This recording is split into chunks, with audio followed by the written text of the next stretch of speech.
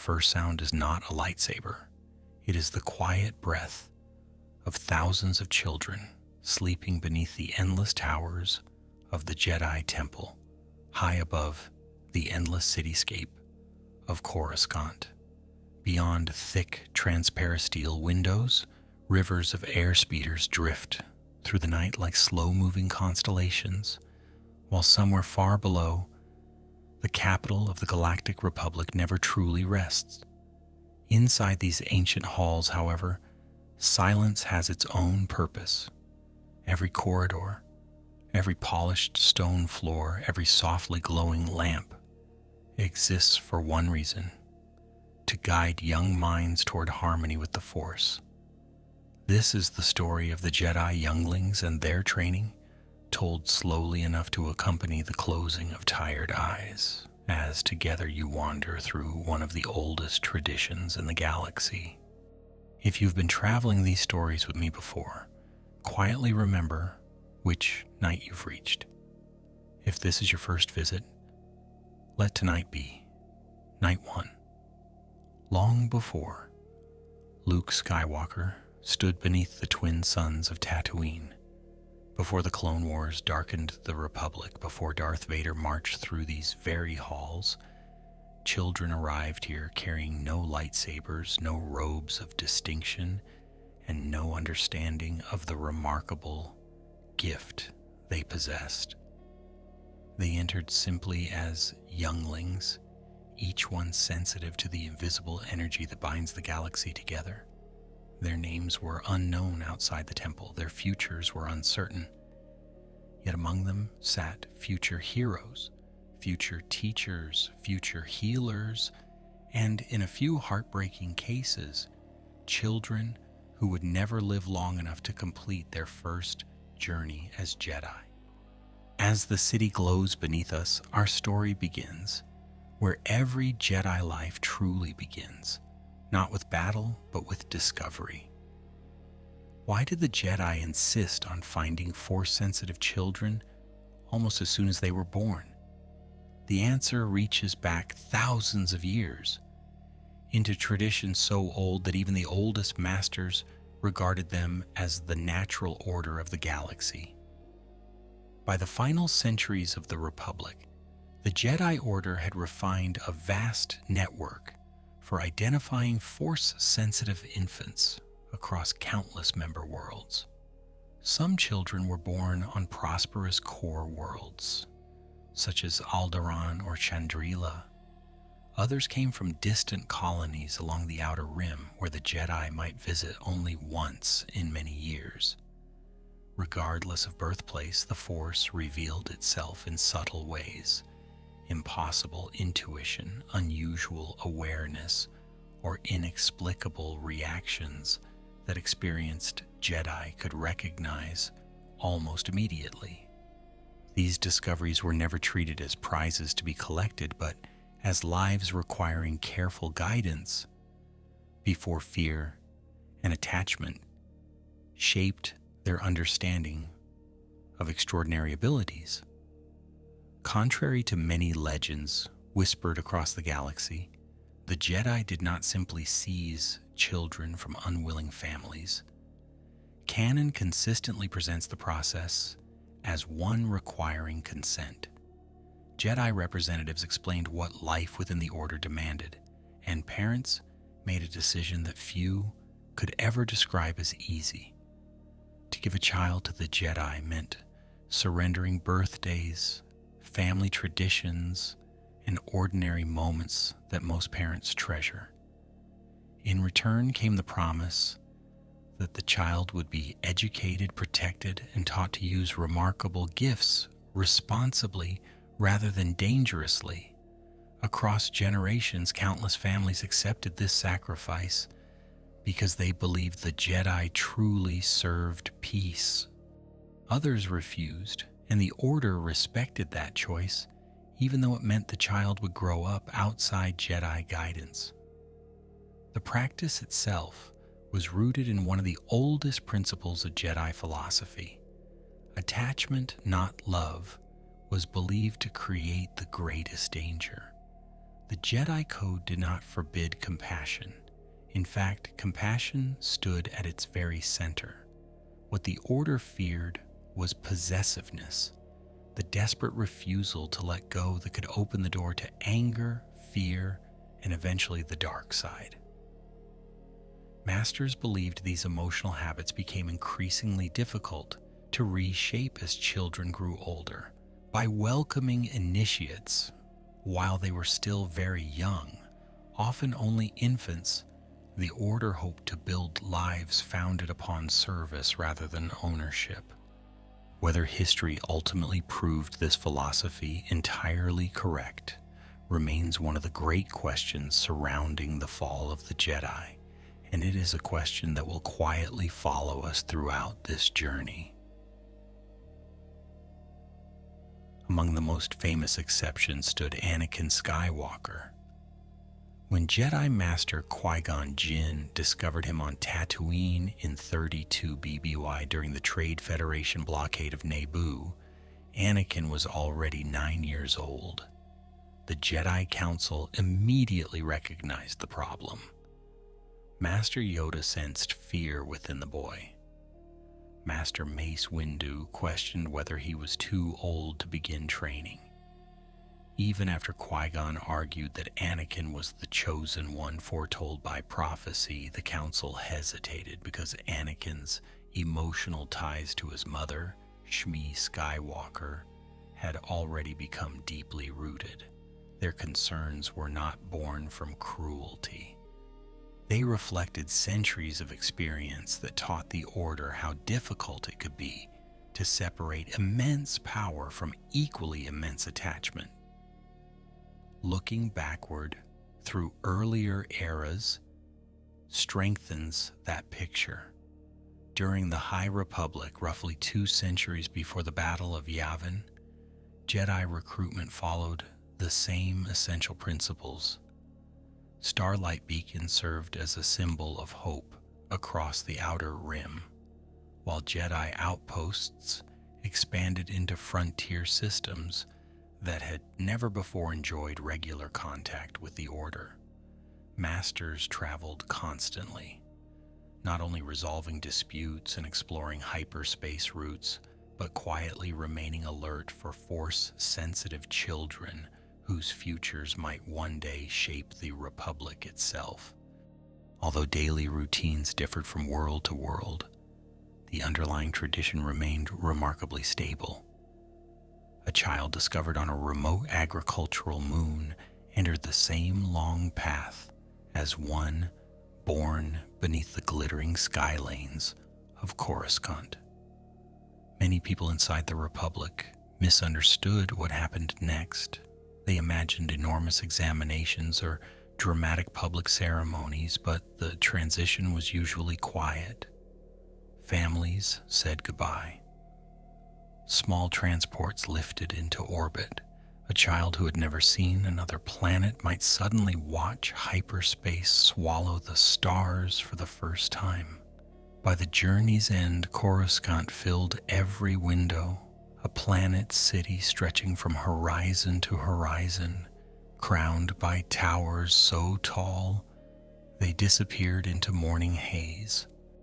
At its center rose the Jedi Temple, ancient even then, its 5 great spires reaching upward, above districts crowded with trillions of lives that would never glimpse the peaceful world hidden inside its walls. The temple itself carried layers of history, invisible to most citizens. Long before the Republic reached its final centuries, the structure had been built upon an ancient Force nexus whose origins stretch back into forgotten ages.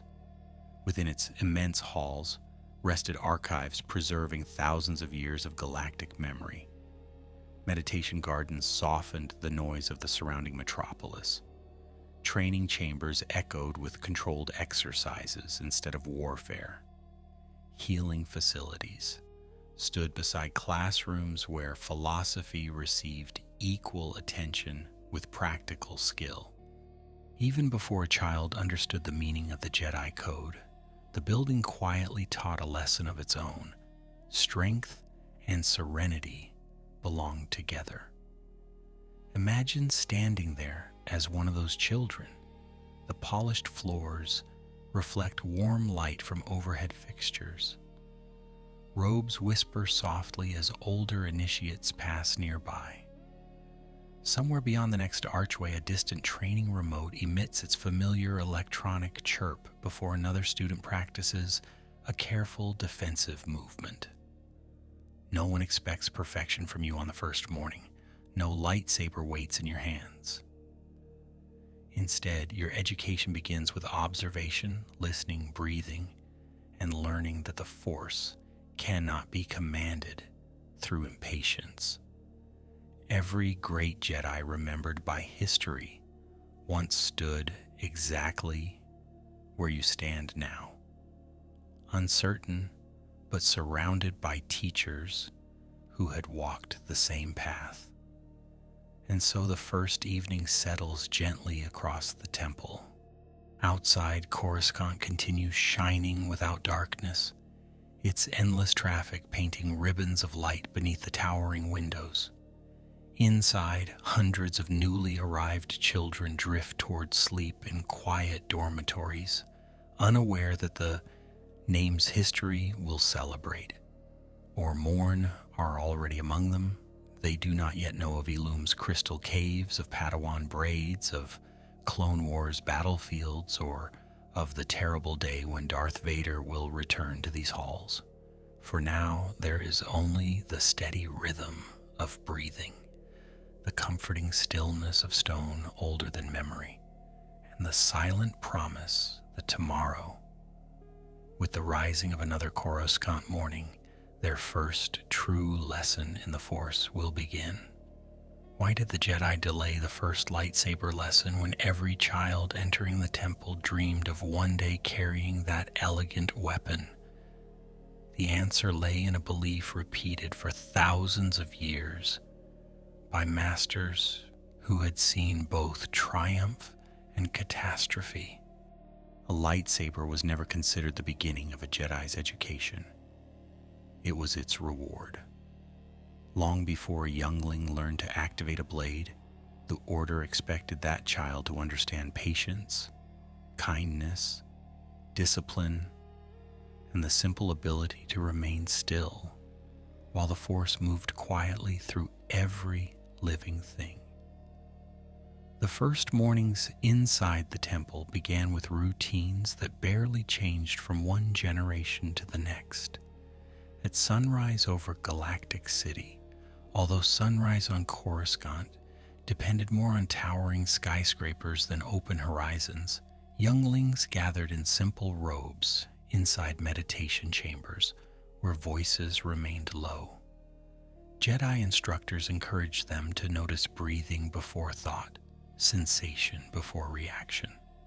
The famous words recorded in the Jedi Code were introduced gradually rather than memorized all at once.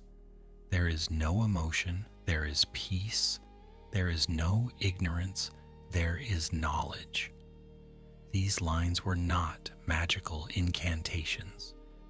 They were daily reminders that every decision began inside the mind, long before it reached the hands. The temple itself became one of the children's greatest teachers. Its enormous central halls echoed gently beneath vaulted ceilings, supported by columns worn smooth through centuries of quiet footsteps. The Jedi archives occupied an immense section of the complex, guarded by librarians such as Chief Librarian Jocasta Nu during the final years of the Republic. Beyond the archives stretched training rooms, botanical gardens, medical facilities, living quarters, and enclosed courtyards, where fountains softened the constant hum of Coruscant beyond the walls. Every space reflected the same philosophy. Knowledge, reflection, and service belonged together, not in separate corners of life. Why were younglings organized into clans instead of simply studying alone?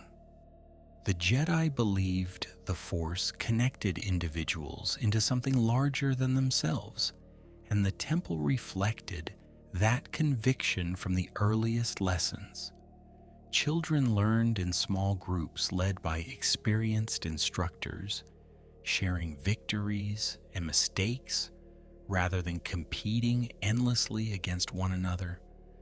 Canon rarely preserves the names of every clan, yet the Clone Wars shows several training groups progressing together through the temple. A child struggling with concentration often found encouragement not from a master, but from another youngling seated only a few steps away.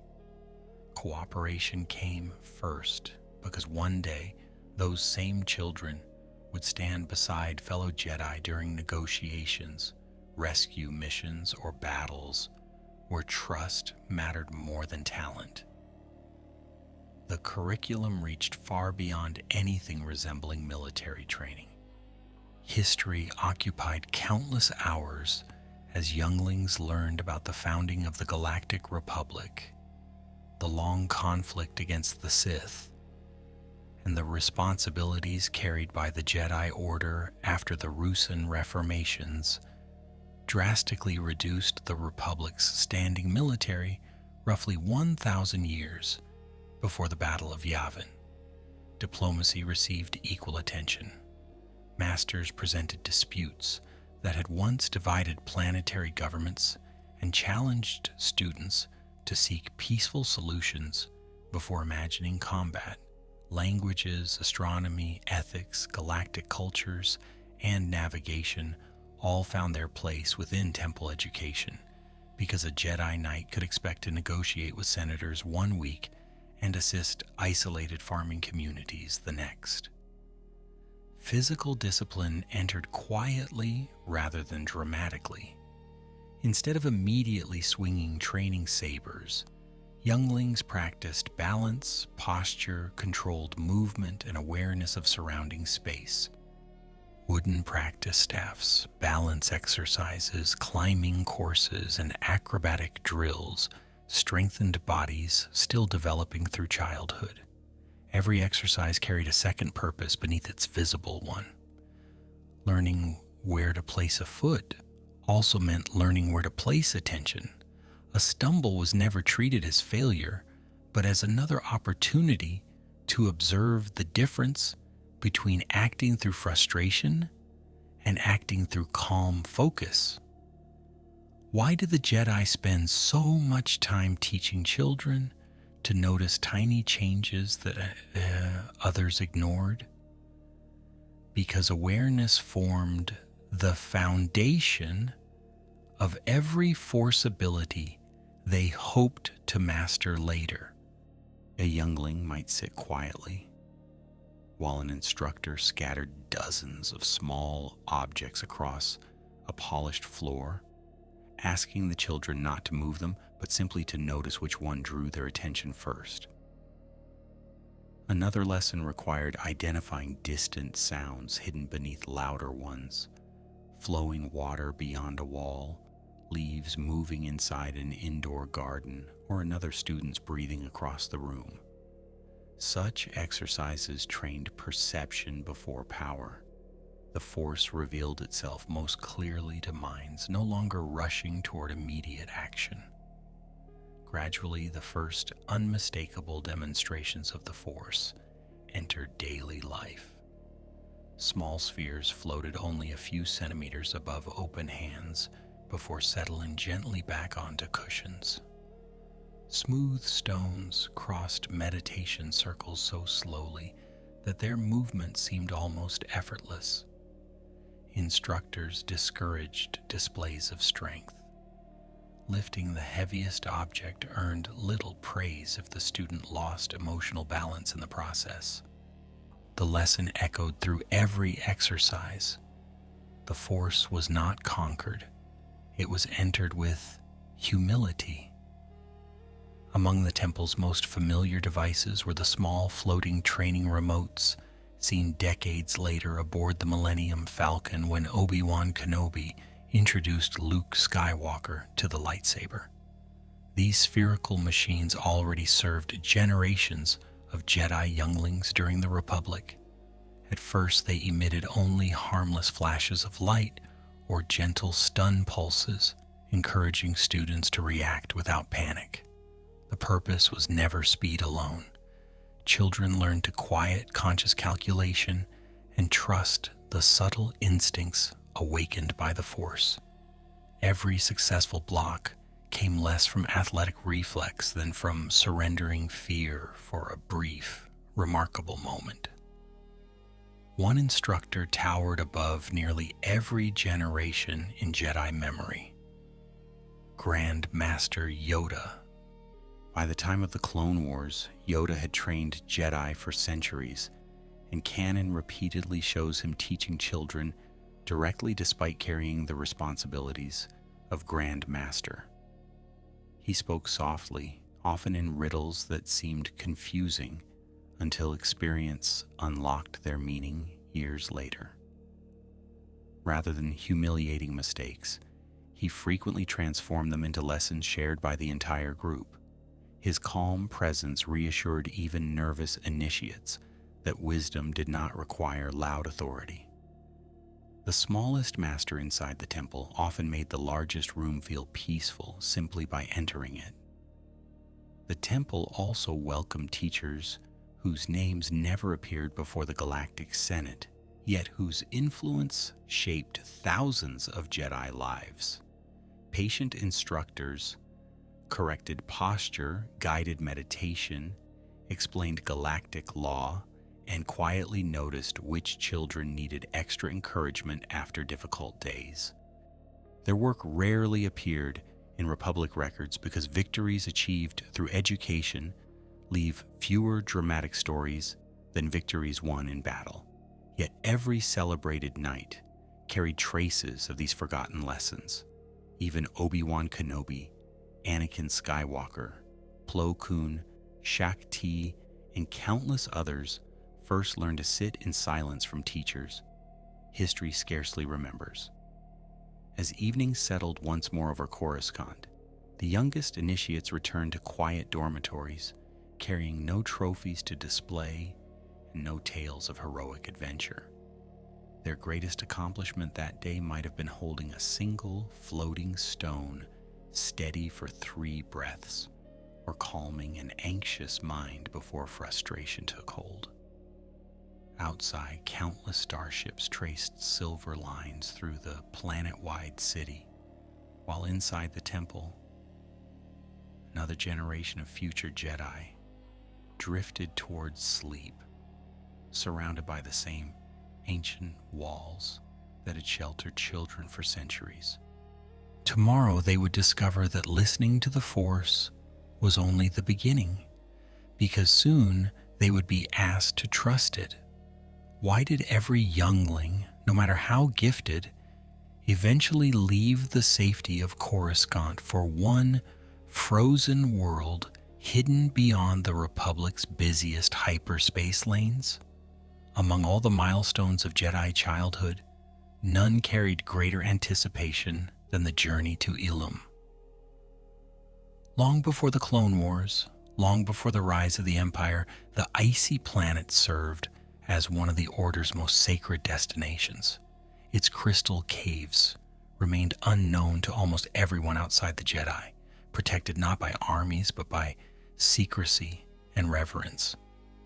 A lightsaber could be assembled from carefully engineered components, but without a kyber crystal, it remained incomplete, lacking the living heart that transformed it into the elegant weapon of a Jedi Knight. The journey itself became part of the lesson. Younglings traveled aboard Jedi transports under the supervision of experienced masters, leaving behind the endless skyline of Coruscant for the silent white horizons of Ilum. In the Clone Wars, the expedition is led by Grand Master Yoda, whose calm guidance reminds the children that they are not traveling to collect trophies. Snow stretches endlessly beneath pale skies, interrupted only by jagged mountain ridges and the ancient entrance to the crystal caves. The biting cold immediately becomes another instructor, Every breath reminds the children that comfort has no place in this particular trial. Before entering the caves, Yoda explains that the Force will guide each child differently. He never describes the experience as a competition because it cannot be won through speed or strength. Every youngling must find a single Kyber crystal, and every crystal waits for only one Jedi. Canon repeatedly presents this relationship as deeply personal. The crystal is not chosen from a shelf. Instead, the Force draws both seeker and crystal toward one another until the meeting becomes inevitable. Why did the caves close behind the children, trapping them inside the frozen mountain? At first glance, the event seems almost dangerous, yet Yoda prepares them for exactly this moment. The entrance seals with the movement of sunlight, leaving every initiate alone among winding passages carved from ancient ice. Panic becomes the first obstacle. Those who rush through unfamiliar tunnels find only dead ends and growing exhaustion, while those who pause, breathe, and quiet their thoughts begin noticing details that fear had hidden only moments before. The cave itself seems almost alive, responding less to footsteps than to state of mind. Each child faces a different challenge because each child carries different fears. Petro, impatient and eager to prove himself, must learn restraint before progress becomes possible. Gungi, the Wookiee youngling from Kashyyyk, demonstrates remarkable patience, allowing the Force to reveal a path instead of forcing one. Gnodi confronts uncertainty. Katuni wrestles with self-confidence. Baithrill hesitates between caution and action, while Zat struggles against distraction. None of these trials involve defeating an enemy. Instead, every obstacle reflects something already present within the youngling's own character. The caves themselves possess remarkable properties confirmed across modern Star Wars canon. Kyber crystals glow softly beneath translucent walls of ancient ice, their light shifting between shades of blue, green, and white, before eventually bonding with their chosen Jedi. These crystals are naturally attuned to the Force. Unlike synthetic crystals associated with certain legend stories or the bleeding process later practiced by Sith in current canon, natural Kyber crystals resonate with living energy from the beginning. Their power eventually allows a lightsaber blade to achieve extraordinary precision while strengthening the connection between Jedi and weapon.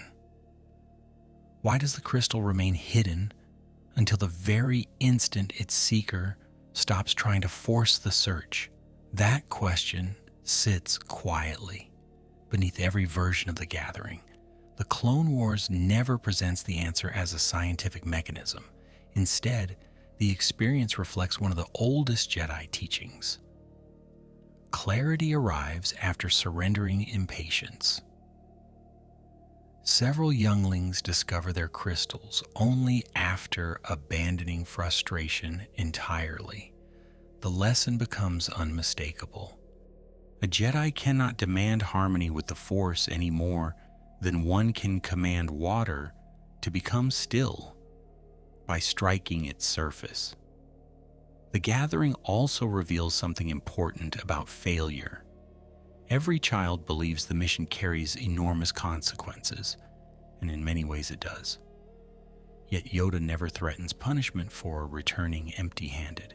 He encourages persistence instead of fear.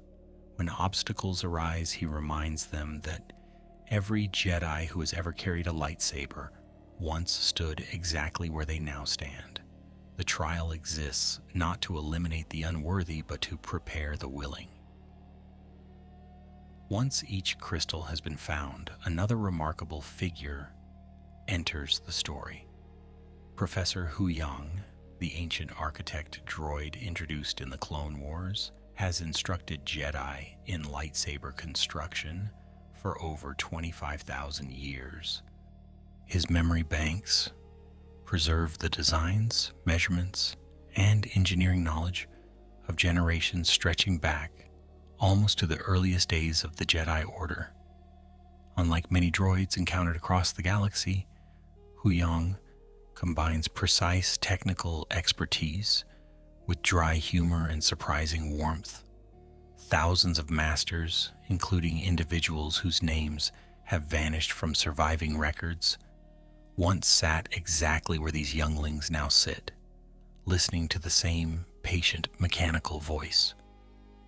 Huyang insists upon absolute precision because a lightsaber leaves no room for carelessness. Every emitter matrix, focusing lens, power cell, and activation switch must be assembled in perfect alignment around the kyber crystal. Tiny mistakes produce unstable energy or complete failure. Yet the lesson extends beyond engineering. A lightsaber reflects the discipline of its builder. Carelessness during construction often mirrors carelessness in thought, and Huyang quietly corrects both with equal determination. He has watched civilizations rise and fall, republics expand, and countless Jedi generations pass before his optical sensors. Very little surprises him anymore. When construction finally succeeds, the first ignition becomes almost ceremonial. One by one, bright blades emerge from carefully crafted hilts, with the familiar, comforting hum that echoes throughout Star Wars history. Blue and green dominate among the younglings gathered on Elam. Though the Order never dictates color according to rank or personality, instead, the kyber crystal's relationship with its Jedi determines the final expression. The children hold these weapons carefully, not because they are dangerous, although they certainly are, but because they have created something unlike anything else they will ever possess. As the frozen sun begins sinking behind Elam's mountains, the younglings prepare to return to Coruscant, carrying more than newly completed lightsabers. They leave understanding that the true prize was never hidden inside the crystal cave. It was the quiet discovery that patience reveals paths invisible to urgency, and that the Force speaks most clearly when fear finally falls silent. Behind them, the entrance seals, once again beneath drifting snow, preserving the ancient caves for another generation of children whose journey has only just begun. Why did some younglings leave the temple at the side of a Jedi Knight, while others waited month after month, or even year after year, hoping someone would choose them? The answer reveals one of the quietest and most emotional traditions within the Jedi Order. Constructing a lightsaber did not make a child a Padawan. That honor arrived only when a Jedi Master or Knight believed a particular youngling possessed the temperament, curiosity, and resilience suited to becoming an apprentice. There was no ceremony of automatic promotion. Two children of equal talent might follow entirely different paths simply because the right mentor had not yet appeared. Inside the temple, life settled into a rhythm after the excitement of the gathering faded. Morning meditation gave way to increasingly demanding instruction with training sabers whose low-power blades produced harmless stings instead of fatal wounds. Younglings learned footwork before elaborate techniques, spending hours repeating movements until balance became instinct. Chindralig, the temple's battle master during the final years of the Republic, oversaw much of the Order's lightsaber instruction. Although he trained accomplished Jedi as well, his influence reached the youngest students through carefully structured exercises that emphasized control over spectacle. The Jedi never expected children to memorize all 7 classical lightsaber forms immediately. Even experienced knights continued refining their understanding throughout adulthood. Younglings instead absorbed universal principles shared across every form: proper stance, controlled breathing, defensive positioning, and awareness of surroundings. A training hall echoed not with furious clashes but with measured impacts, instructors correcting posture almost as often as blade angle. Every lesson reinforced a simple truth: a lightsaber magnified whatever discipline or lack of discipline already existed within its wielder. Why did temple instructors devote so much attention to defense when many of the Republic's citizens imagined Jedi as fearless warriors? The answer becomes obvious when reading the oldest descriptions of the Order's purpose. Jedi were guardians of peace and justice, not soldiers seeking battle. Long before the Clone Wars forced them into military leadership, their missions centered on diplomacy, investigation, escort duty, and conflict resolution. Training reflected that identity. Children learned that surviving violence peacefully represented a greater achievement than winning violence quickly. Practice remotes returned during this new stage of education, now firing slightly faster and demanding more confidence from their students. The familiar image of Luke Skywalker wearing a blast shield aboard the Millennium Falcon came directly from these ancient temple methods.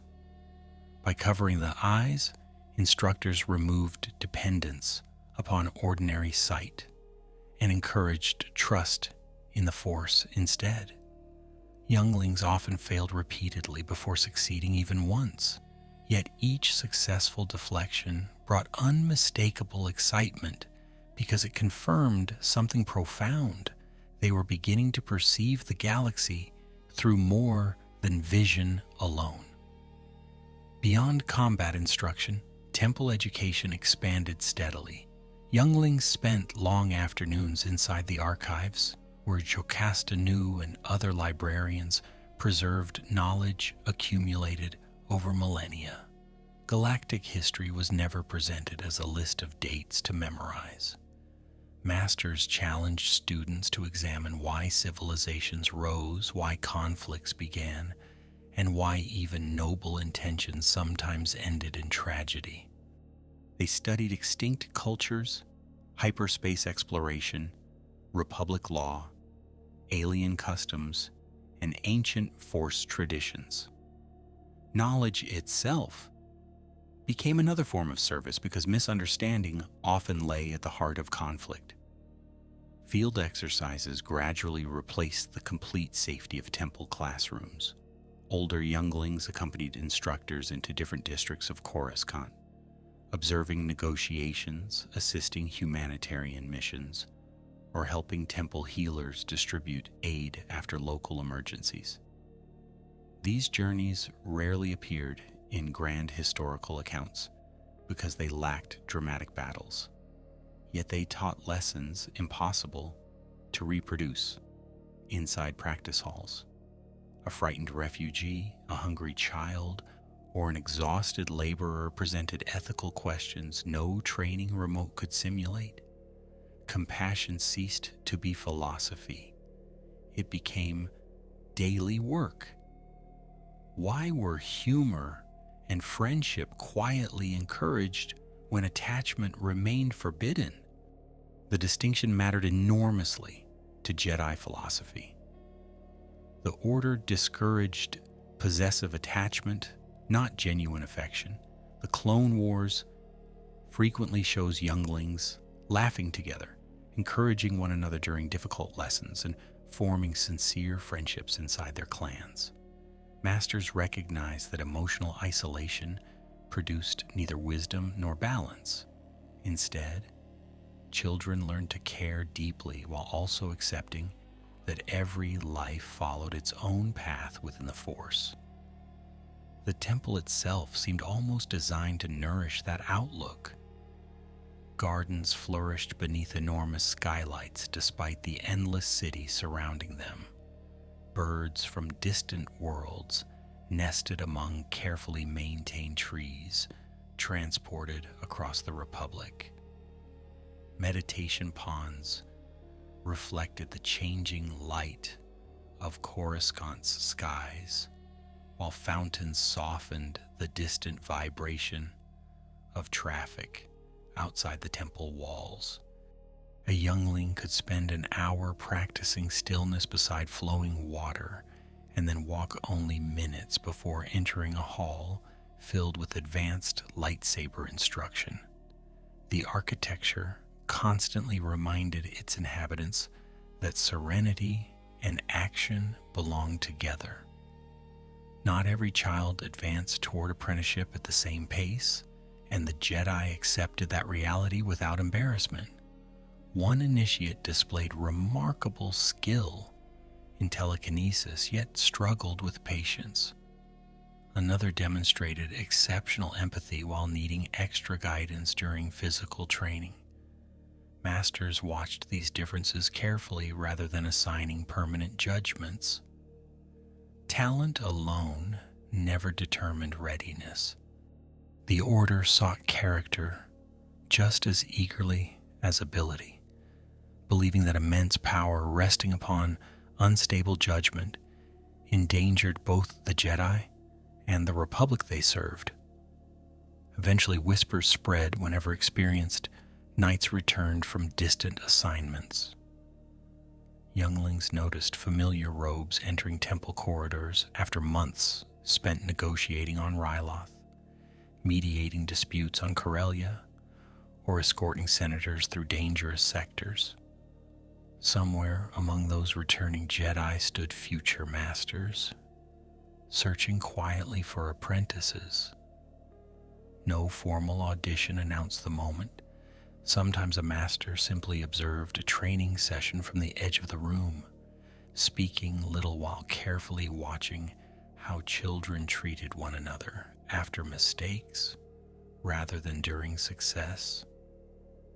As another peaceful evening settled over Coruscant, lightsaber practice ended and the training halls fell silent once again.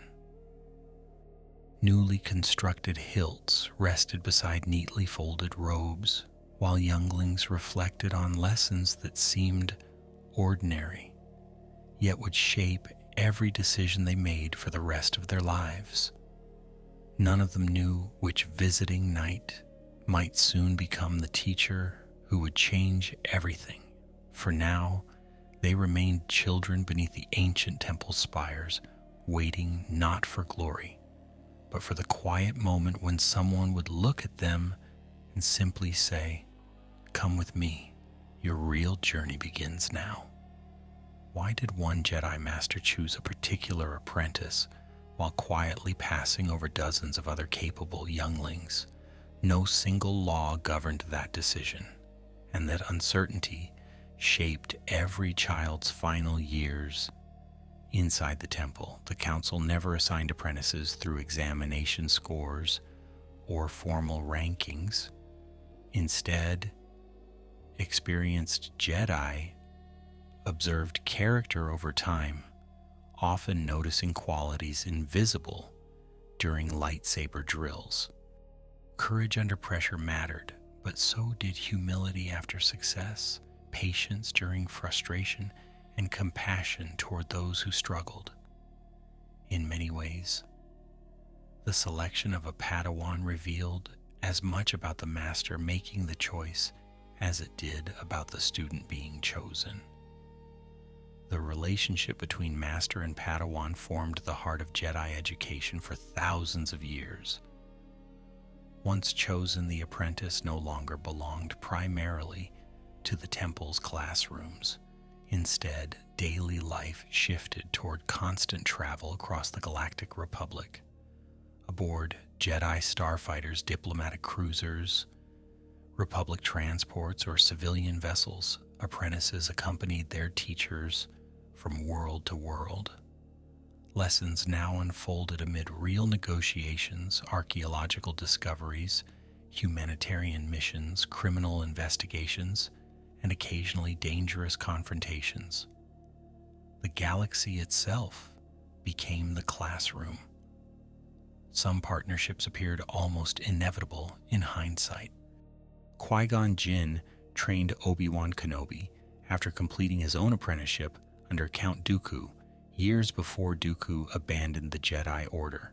Obi-Wan eventually accepted Anakin Skywalker as his Padawan after Qui-Gon's death during the Battle of Naboo in 32 BBY, honoring his master's final request despite his own uncertainty.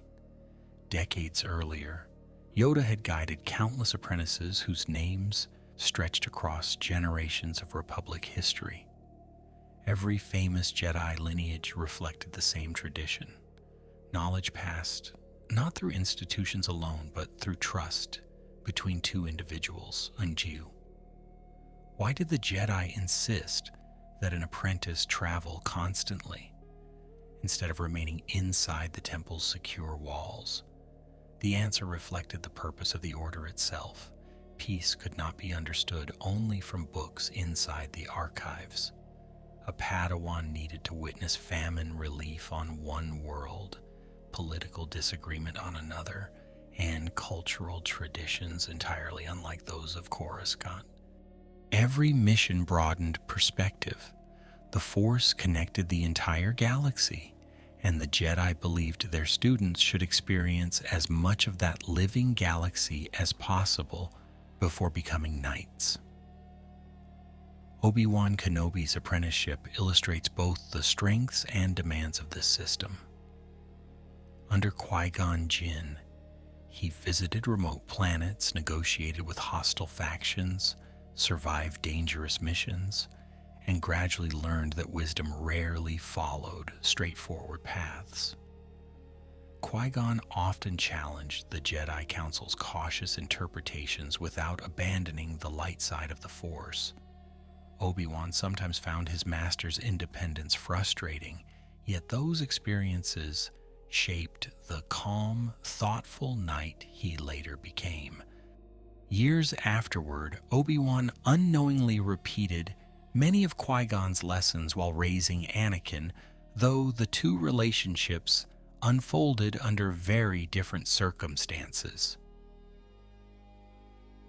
Anakin Skywalker's apprenticeship exposed the unusual pressures that could fall upon a single student.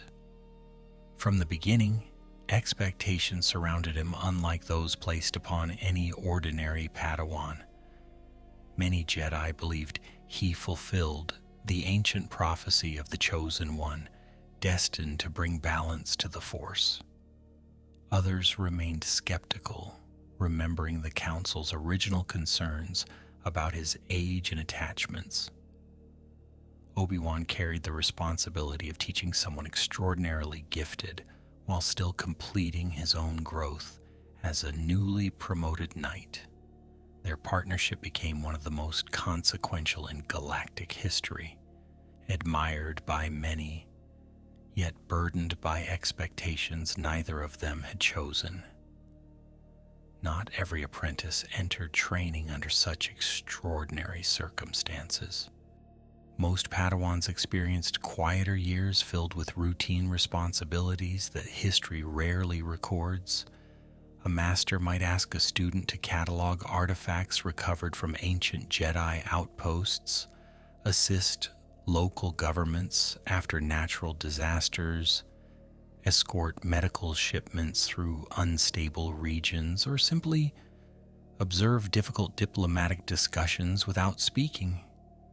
These assignments lacked the drama of famous battles, yet they cultivated judgment. A Jedi learned as much from listening during peaceful negotiations as from surviving armed conflict.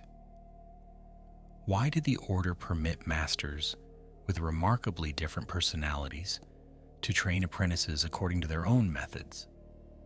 Consider the contrast between Yoda, Qui-Gon Jinn, Plo Koon, Luminara Unduli, and Ki Adi Mundi. Each approached instruction differently while remaining loyal to the same fundamental code. Plo Koon inspired unusual warmth and patience toward those under his care, a quality visible in his close relationship with clone troopers during the Clone Wars. Luminara emphasized discipline and emotional restraint, expecting her apprentice Barriss Offee to develop rigorous self-control. Diversity among masters allowed apprentices to encounter many expressions of Jedi philosophy rather than a single rigid formula. The Council trusted experienced knights to recognize readiness because the apprenticeship itself remained deeply personal. Some masters corrected mistakes immediately. Others preferred allowing students to struggle until insight emerged naturally.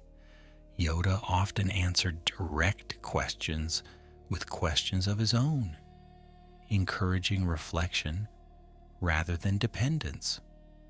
Huyang had once remarked that no two lightsabers were identical because no two Jedi were identical. The same principle quietly guided apprenticeship. Uniform values did not require identical personalities. Yet not every youngling heard the invitation they hoped for. Canon makes clear that some initiates reached an age when apprenticeship no longer appeared likely. Rather than dismissing these individuals as failures, the Order offered another honorable path through the Jedi Service Corps. This organization included the Agricultural Corps, the Medical Corps, the Educational Corps, and the Exploration Corps, each serving the Republic through specialized work. Members remained force-sensitive and continued living according to Jedi ideals, even though they did not become Jedi Knights. Their contributions often touched millions of lives without ever appearing in stories of lightsaber duels. The Exploration Corps, in particular, reflected an older spirit of the Order. Force-sensitive explorers charted unknown hyperspace routes, investigated ancient ruins, and expanded the Republic's understanding of distant regions. Agricultural specialists used the Force to improve harvests on struggling worlds. Medical Corps members served in healing facilities where compassion mattered more than combat skill. Educational Corps instructors shared knowledge with communities across the galaxy.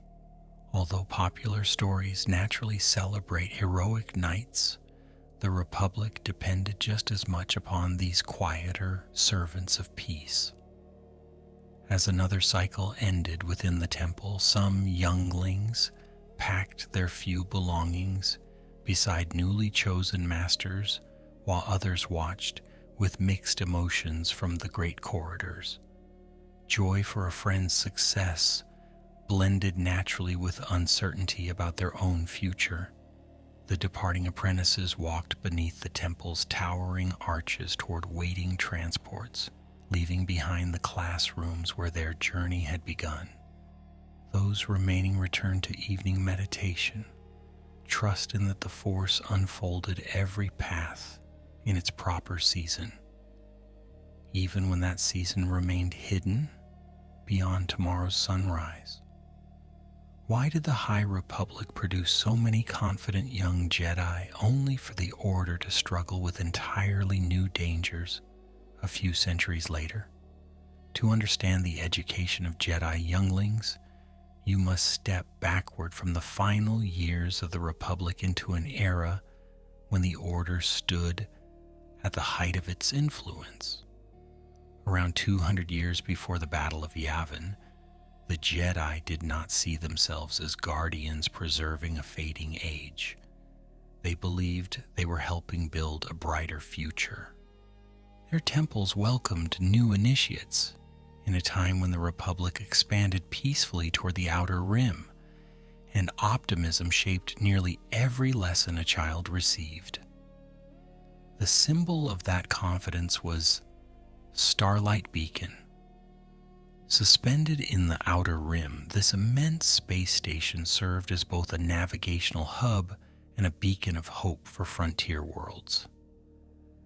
Jedi Knights, Republic officials, explorers, and ordinary citizens crossed its docking bays every day, carrying news from systems that had once seemed impossibly distant from Coruscant.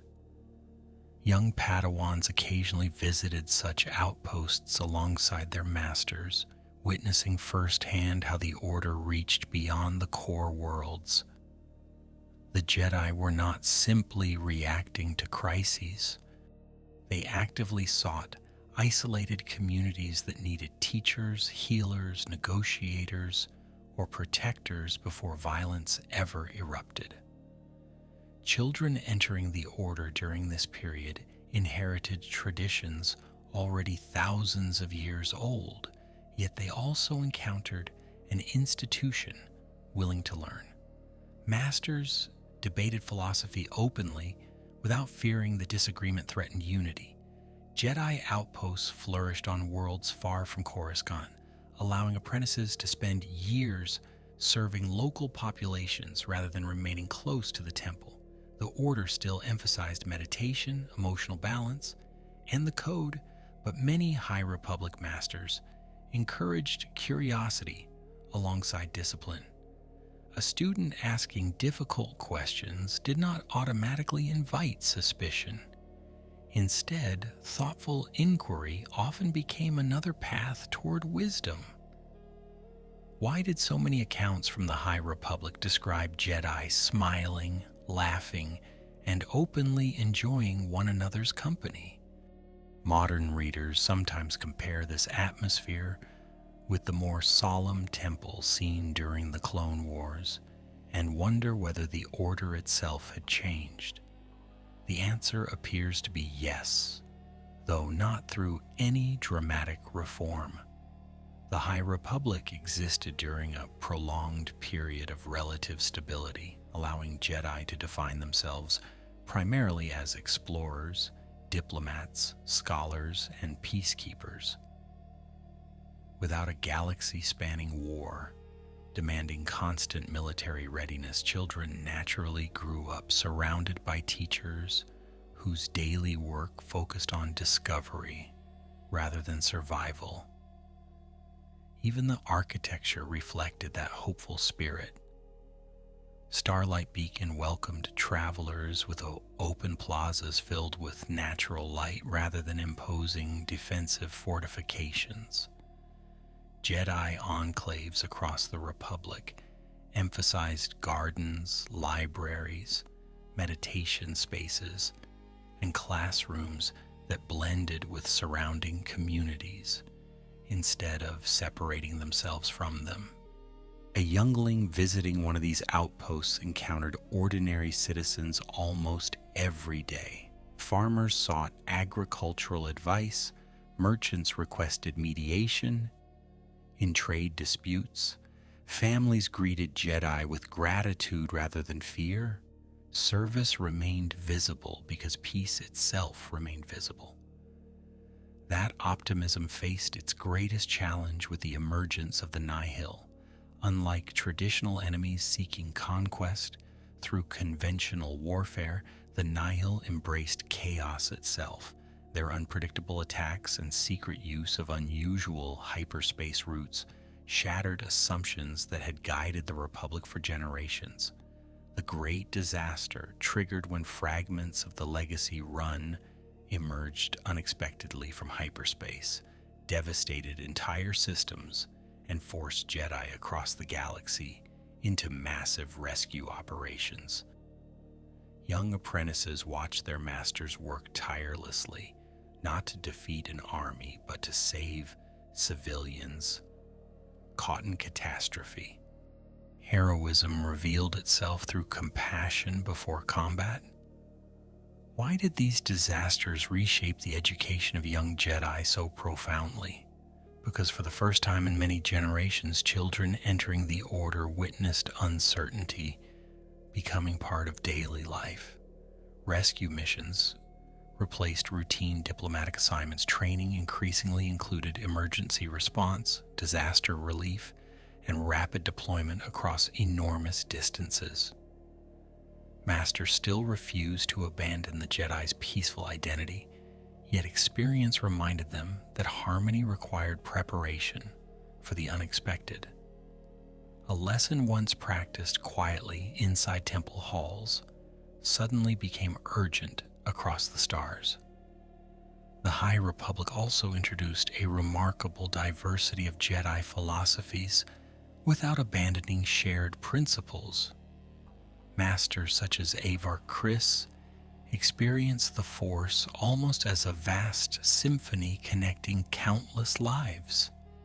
Elzar Mann approached it through curiosity and constant questioning, sometimes pushing dangerously close to emotional boundaries while remaining committed to the light.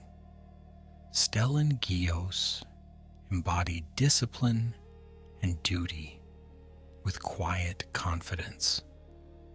Their different perspectives demonstrated something valuable for younger generations. The Force spoke with one voice, yet each Jedi heard its music differently. Younglings observing these masters discovered there was no single personality required to become a great Jedi. Some instructors inspired through calm silence, others through warm encouragement. Still others challenged apprentices by refusing easy answers. Diversity strengthened the Order because it reflected the countless cultures, species, and traditions represented across the Republic itself. A Wookiee child from Kashyyyk, a Mirialan from Mirial, a Togruta from Sheely, and a human born on Coruscant all entered the same temple while bringing different experiences into their shared education. Unity never demanded sameness. Yet beneath this flourishing age rested a subtle irony that only history could reveal. The very success of the Jedi encouraged confidence that peace, though never permanent, would remain manageable. Few imagined enemies capable of undermining the Republic from within. The Sith remained hidden after the apparent destruction of Darth Bane's lineage from the public eye, surviving in secret according to the Rule of Two, established a millennium earlier. Younglings studied ancient Sith history almost as distant memory rather than immediate danger. The greatest threat seemed to lie beyond the Republic's borders, not inside its own political heart. Why does this hopeful era matter when telling the story of Jedi children? Because every generation inherits assumptions from those who teach it. The younglings of the High Republic learned kindness from masters who genuinely believed cooperation could solve nearly every conflict. Those lessons remained beautiful and sincere. At the same time, history would soon demand responses to enemies unlike any the Order had prepared them to face. The children sleeping peacefully beneath temple roofs could not know that the galaxy itself was quietly changing around them. As another calm evening settled over Coruscant and distant outposts alike, lights dimmed inside meditation chambers, while stars slowly emerged beyond towering skylanes and remote frontier worlds. Somewhere aboard Starlight Beacon, an apprentice copied ancient texts into fresh records. Somewhere else, a master comforted frightened survivors after the great disaster. And inside the temple, the youngest initiates closed their eyes, believing with complete innocence that the Jedi Order would always stand exactly as it did that night, steady, united, and ready to guide the Republic forever. Why did the Jedi Temple continue to echo with children's voices after the Clone Wars had already begun? From a distance, it seems almost impossible. By 22 BBY, thousands of Jedi had accepted commissions as generals in the newly created Grand Army of the Republic, leading clone legions from Geonosis to worlds scattered across every sector. One might expect the temple to empty, its classrooms abandoned in favor of military command centers. Yet the opposite happened. Training continued because the Order believed the future could not be postponed simply because the present had descended into war. The first Battle of Geonosis marked a turning point unlike any the Jedi had experienced in 1,000 years. Hundreds of Jedi entered the Petranaki arena to rescue Obi-Wan Kenobi, Anakin Skywalker, and Senator Padme Amidala. Many never returned. For the first time since the fall of the old Sith empires, the Jedi became battlefield commanders on a galactic scale rather than independent peacekeepers. Younglings inside the temple sensed the change immediately, even if they could not yet understand its full meaning. Familiar masters disappeared for months aboard Republic cruisers, returning with new scars, quieter voices, and reports from worlds whose names the children had only recently studied in the archives.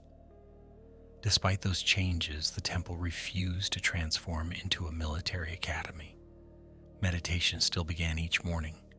Philosophy remained part of every curriculum. Jocasta Nu continued preserving knowledge inside the archives, while healers cared for wounded Jedi returning from the front. The great training halls echoed with practice sabers instead of blaster fire. To an outsider, daily life might even have appeared almost unchanged. Yet beneath that calm surface, every instructor understood that the galaxy surrounding these walls had entered its darkest conflict in centuries. Why did the Jedi continue raising children according to peacetime ideals while commanding armies across the Republic? This question has divided both characters within Star Wars and generations of readers. The Council feared that abandoning its principles would hand victory to the dark side before any battle was fought. Yoda insisted that fear remained the true enemy, not the Separatist alliance alone. Mace Windu believed duty required the Order to defend the Republic, despite the moral burden it imposed. Their decisions reflected sincere conviction, even if history would later judge some of those choices harshly. Clone troopers gradually became familiar figures within the temple itself. Members of the Coruscant Guard escorted officials, secured sensitive locations, and coordinated with Jedi leadership. Younglings occasionally glimpsed rows of white armor moving through corridors that had once belonged almost entirely to robes and quiet conversation. To the children, the clones often appeared disciplined, respectful, and reassuring. Many troopers greeted young initiates warmly, seeing in them the future worth protecting. None of them knew that inhibitor chips, hidden deep within every clone's mind, would one day transform that trust into one of the greatest tragedies in galactic history. During these same years, Anakin Skywalker accepted his own apprentice, Ahsoka Tano, assigned to him by Yoda shortly after the Battle of Christophsis. Ahsoka entered a tradition that stretched back thousands of years, though her circumstances differed dramatically from those of earlier Padawans. She learned diplomacy and compassion But she also found herself commanding clone soldiers while still a teenager. Campaigns on Ryloth, Felucia, Moncala, Umbara, and countless other battlefields became part of her education. The war accelerated every lesson. Experience that once unfolded across decades now arrived in rapid succession. Why did Ahsoka's story matter to the Temple's youngest children? Because she represented what awaited many of them if the conflict continued. Younger initiates watched successful Padawans departing alongside Republic fleets instead of peaceful diplomatic missions. Heroic reports spread through the temple after major victories. At the same time, memorial ceremonies became increasingly common. Candles burned quietly beneath the names of Jedi who had fallen on worlds such as Geonosis, Kamino, or Kashyyyk. Even children too young to understand military strategy recognized that fewer familiar faces returned each season. Canon offers small but revealing glimpses of younglings during the war, particularly in the Clone Wars. The gathering on Elam continues despite the growing conflict, proving that the Order refuses to interrupt one of its oldest traditions. Professor Huyang still guides children through lightsaber construction with the same careful precision he has maintained for 25 millennia. Yoda still accompanies initiates into the crystal caves. For a few precious days, those younglings experience the same timeless rituals that countless generations enjoyed before them. The Force remains unchanged even as the Republic fractures around it. Temple security, however, becomes noticeably tighter. Jedi temple guards, dressed in distinctive robes and carrying double-bladed yellow lightsabers, patrol entrances with increasing vigilance. Unlike ordinary Jedi, these anonymous guardians surrender personal identity while serving in their role, becoming symbols of the Order rather than individual personalities. Their silent presence reassures children walking the temple corridors. Few younglings question whether the temple could ever truly fall. Surrounded by masters, guards, and the greatest concentration of Jedi in the galaxy, they naturally believe they inhabit the safest place that exists. Why did the Council fail to recognize how thoroughly Darth Sidious had already surrounded them? From the perspective of later history, clues appear everywhere. Supreme Chancellor Palpatine steadily expanded emergency powers granted by the Senate. Count Dooku, once a respected Jedi Master, led the Separatist movement while secretly serving the Sith. The mysterious creation of the clone army on Kamino remained clouded by unanswered questions involving Jedi Master Sifo Dyas and the bounty hunter Jango Fett. Yet each individual mystery seemed manageable when viewed alone. The larger pattern remained hidden beneath the urgency of daily war. The children inside the temple understood none of this political complexity. They measured time by lessons completed, lightsaber forms mastered, and stories shared before sleep. They admired heroes such as Obi-Wan Kenobi, Plo Koon, Kit Fisto, and Ayla Secura without knowing those names would soon be spoken in mourning. Somewhere in the temple, a newly constructed lightsaber rested beside a neatly folded robe waiting for tomorrow's training session. Elsewhere, a transport carrying battle-weary Jedi descended through Coruscant's atmosphere, bringing veterans home for a brief moment of peace before another campaign. As night settled once more over the endless city, the temple glowed softly against Coruscant's skyline, like a lighthouse above an ocean of lights. Younglings drifted to sleep, believing that their teachers would always return, that the temple walls would always protect them, and that the republic they had pledged to serve would endure forever. Outside those ancient spires, however, a single man hidden behind the face of Chancellor Palpatine had already begun counting down the final days.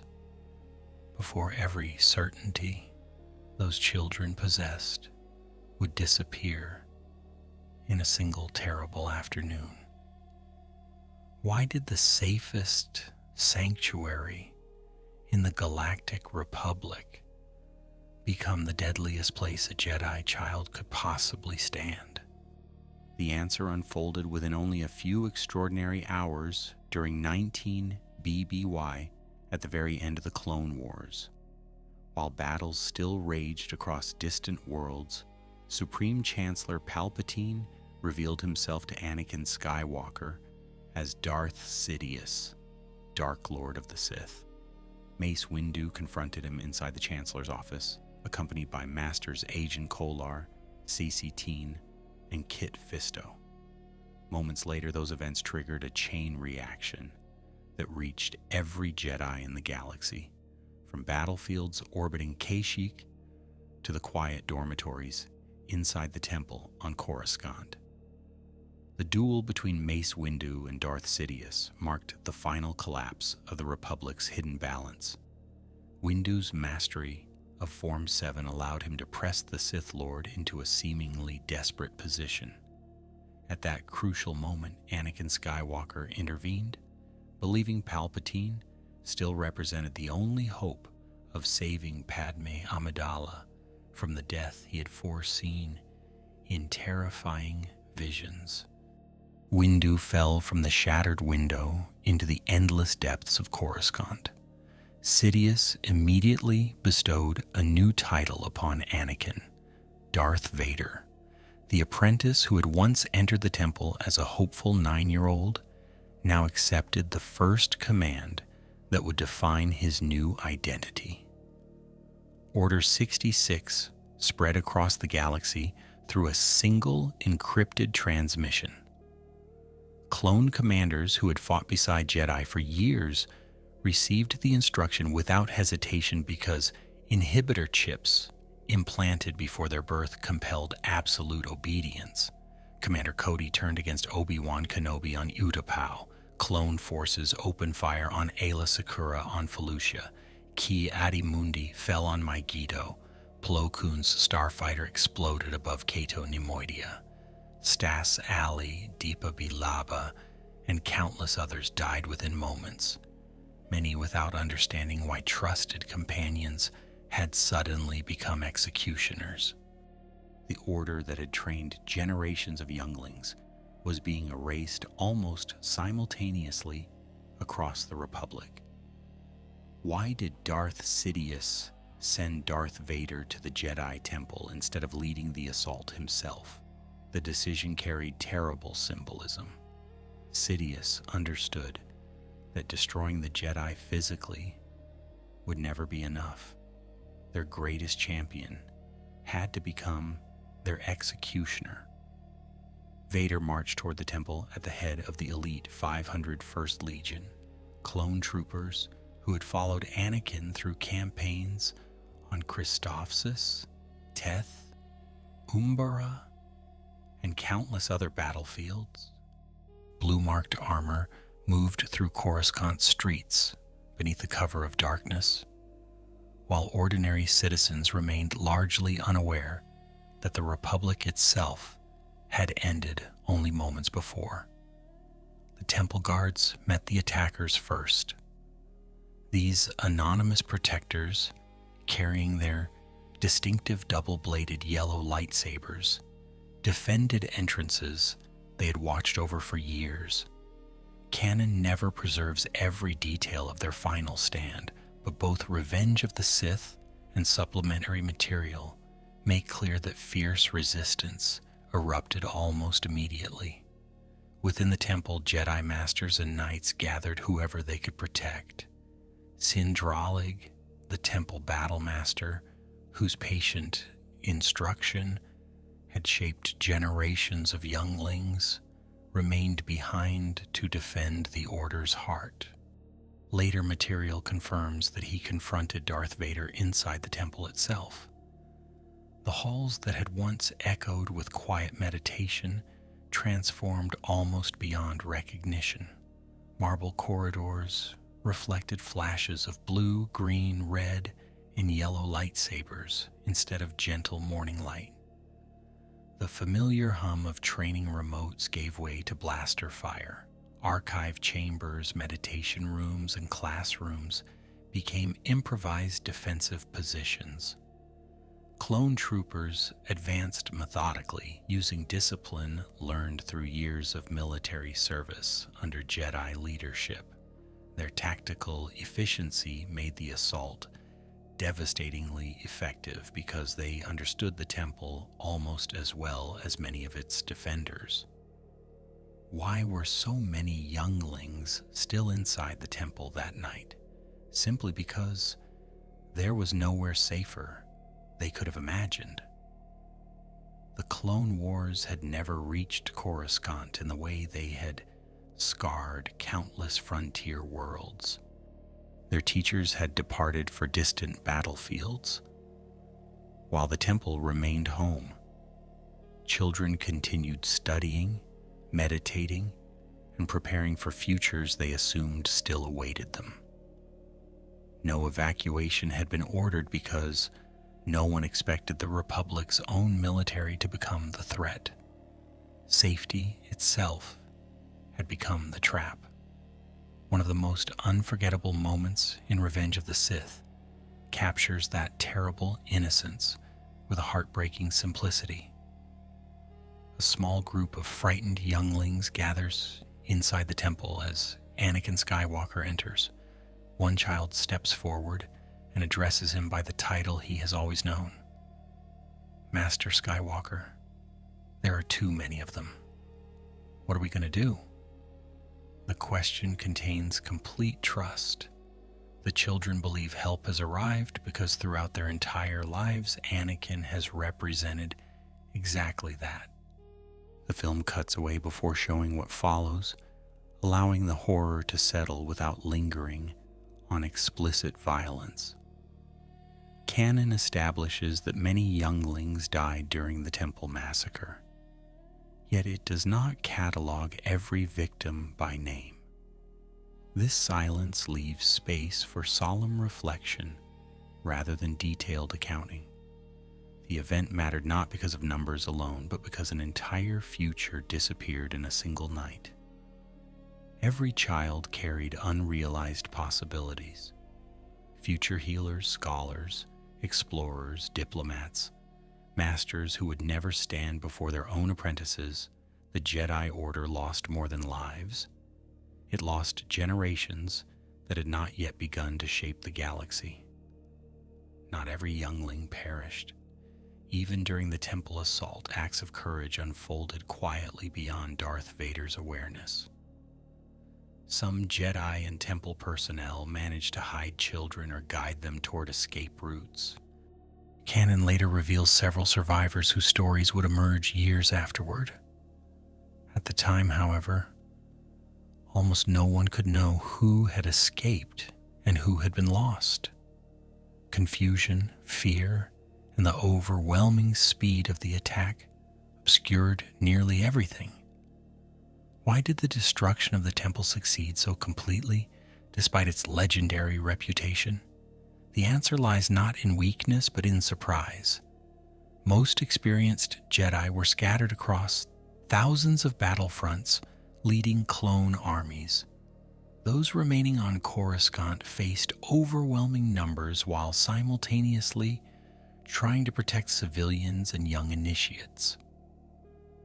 The temple had been designed as a place of learning and contemplation, not as an impregnable fortress, prepared for betrayal from within the Republic itself. Darth Sidious had spent decades arranging exactly that moment. By dawn, smoke drifted upward from sections of the temple that had once welcomed children from every corner of the galaxy. The great spires still stood against Coruscant's skyline, but the quiet life within them had been shattered. Empty training halls waited for students who would never return. Lightsabers lay abandoned beside robes folded only hours earlier. And somewhere beyond the rising sun, a handful of frightened survivors carried with them the last fragile hope that the story of the Jedi Younglings had not ended completely within those ancient walls. Why did a handful of Jedi Younglings survive when nearly the entire order vanished in a single night? The answer is neither simple nor identical for every survivor. Some escaped through courage. Others survived because another Jedi sacrificed precious moments to protect them. A few owed their lives to pure chance as blaster fire and collapsing corridors turned the temple into confusion. Their stories remind us that even the most carefully planned purge could never completely extinguish the light the Sith sought to erase. Perhaps the most remarkable survivor is Grogu. Although the exact details remained mysterious for years, canon gradually revealed that Grogu had been raised inside the Jedi Temple on Coruscant before Order 66. During the events of the Book of Boba Fett, Jedi Master Luke Skywalker explains that Grogu is remembering his training rather than learning everything for the first time. Flashbacks later confirm that Jedi Master Kelleran Beck rescued Grogu during the temple assault. Beck fought through clone troopers, secured the child aboard a waiting speeder, and escaped Coruscant with assistance from loyal allies. The identity of those allies and Grogu's movements during the following decades remain only partially explained, leaving deliberate gaps that future stories may yet fill. Grogu's early education reflects how deeply temple life shaped even its youngest residents. Before the fall of the Republic, he meditated with other initiates beneath the temple's towering ceilings. He learned foundational Jedi disciplines while still physically very young, although his species ages extraordinarily slowly. By the time Din Djarin encountered him on Arvala 7, roughly 28 years after the Battle of Yavin, Grogu had already lived for approximately 50 years. Yet emotionally, he still resembled a child carrying fragmented memories of the temple buried beneath trauma and years spent hiding from Imperial hunters. Why did Grogu remember so little of his own past? Luke Skywalker offers an important clue. Rather than suggesting Grogu lost his abilities, Luke explains that the child suppressed painful memories following the destruction of the temple. Throughout The Mandalorian, Grogu demonstrates instinctive Force abilities, lifting the Mudhorn, calming dangerous creatures, healing Grief Karga, and reaching through the Force toward Ahsoka Tano long before consciously recalling his temple years. His education had never disappeared. It simply rested beneath years of fear and survival. Another confirmed survivor, though by a far darker path, is Reva Savander. Introduced in the Obi-Wan Kenobi series, Reva was one of the younglings present during Darth Vader's assault on the temple. Unlike Grogu, she witnessed Anakin Skywalker directly as he carried out the massacre. Gravely wounded but alive, she survived by pretending to be dead among the fallen. That single horrifying experience shaped every decision that followed. Hatred toward Vader eventually drove her to join the Imperial Inquisitorius, believing proximity to the Sith Lord might someday provide an opportunity for revenge. Reva's story reveals one of the deepest tragedies of Order 66. She never truly abandoned the desire for justice. Instead, trauma twisted that desire into obsession. The Inquisitorius itself consisted largely of former Jedi corrupted after the Republic's fall, trained to hunt the few survivors still resisting the Empire. Grand Inquisitor, Fifth Brother, Fourth Sister, and others served Darth Vader under the authority of Emperor Palpatine. Reva entered that organization not because she embraced Sith philosophy, but because she believed deception offered her only remaining path toward confronting the man who had destroyed her childhood. Why did some survivors remain loyal to the Jedi while others lost faith entirely? Canon suggests there was no universal answer. Every survivor carried different wounds. Obi-Wan Kenobi withdrew into isolation on Tatooine, guarding Luke Skywalker from afar. Yoda entered self-imposed exile on Dagobah after concluding that open resistance had become impossible.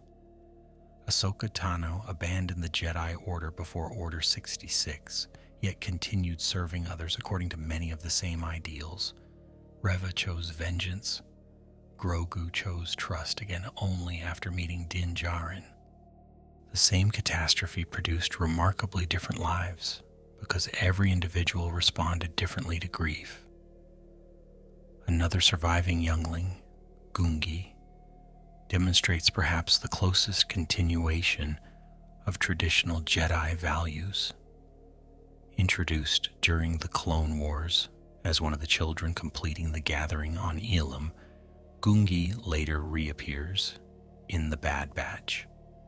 Having survived Order 66, the young Wookiee hides alone until Clone Force 99 helps him return to Kashyyyk. There he reunites with fellow Wookiees while still carrying the lightsaber he built. Under Professor Huyang's guidance, Gungi has endured extraordinary loss, yet he remains gentle, compassionate, and deeply connected to the principles taught inside the temple. His survival also illustrates how widely scattered the remnants of the Jedi became after the Empire's rise. Instead of gathering openly, survivors disappeared across thousands of worlds. Some concealed their identities completely. Others quietly assisted local communities without revealing their powers. Imperial Inquisitors relentlessly hunted anyone displaying Force sensitivity, ensuring that even former younglings had to suppress the abilities once celebrated by the Republic. A child praised for lifting stones through the Force during temple lessons now risked death for demonstrating the very same gift. Why did Emperor Palpatine continue hunting children long after the Jedi Order had already fallen? Because he understood something many Imperial officers never did. Force-sensitive children represented possibility. Left alone, one might eventually become another Obi-Wan Kenobi, another Yoda, or another Luke Skywalker. Imperial agents searched relentlessly for Force-sensitive individuals who could either be eliminated or transformed into servants of the Empire. The Emperor sought not merely victory over the Jedi, but the permanent prevention of their return. Yet the Force has always resisted permanence. Every surviving youngling carried memories impossible for the Empire to erase completely. Some remembered meditation beneath Coruscant skylights. Others recalled Professor Huyang correcting tiny mistakes during lightsaber construction, or Yoda's quiet voice inside the crystal caves of Elam. Those memories became invisible seeds, scattered across the galaxy. They remained hidden through years of darkness, waiting for a future generation brave enough to believe that the ancient lessons taught beneath the temple's 5 great spires still deserved to live again. Why did the traditions of the Jedi Younglings survive after the temple itself had fallen? At first glance, the answer seems impossible. The Jedi archives had been plundered. The temple on Coruscant became the Imperial Palace under Emperor Palpatine. Thousands of years of uninterrupted instruction appeared to end almost overnight. Yet traditions are not preserved only in buildings. They survive inside memory, in habits passed from teacher to student, and in quiet acts repeated long after the world that created them has disappeared. For nearly 2 decades, surviving Jedi carried fragments of the old temple wherever they traveled. Obi-Wan Kenobi lived in solitude on Tatooine, under the name Ben, watching over young Luke Skywalker from a careful distance. Yoda remained hidden on Dagobah, continuing his meditations within the living Force while waiting for the right moment to guide another generation. Neither master possessed classrooms filled with initiates or meditation halls overlooking Coruscant. Instead, they became living archives. Every lesson they had received as younglings, every correction from their own teachers, and every insight earned through decades of service remained intact within them. Why did Obi-Wan begin Luke Skywalker's education so differently from the temple's traditional methods? The circumstances left him little choice. Luke had already grown into adulthood by Jedi standards, much like Anakin before him. There was no opportunity to raise him inside communal clans, no years available for gradual meditation before introducing responsibility. Their first lessons took place aboard the Millennium Falcon during the journey from Tatooine to Alderaan. A simple training remote floated through the cargo hold while Obi-Wan instructed Luke to lower his blast shield and trust the Force instead of his eyes. That exercise came directly from centuries of temple instruction, quietly surviving the Empire through one aging master's memory. The familiar scene aboard the Falcon carries remarkable weight when viewed through the history of Jedi Younglings. Luke believes he is experiencing something entirely new. In reality, thousands of children had stood in similar positions inside the temple long before him. The remote's harmless bolts, the insistence on sensing rather than seeing, the calm voice encouraging patience instead of speed, all belong to an educational tradition stretching back thousands of years. Even after the temple's destruction, its oldest lesson continued unchanged. Buildings had fallen, teaching endured. Yoda's training on Dagobah preserved even deeper elements of youngling education. Rather than beginning with lightsaber techniques, he emphasized discipline, self-control, and the dangers of fear, exactly as he had instructed temple initiates centuries earlier.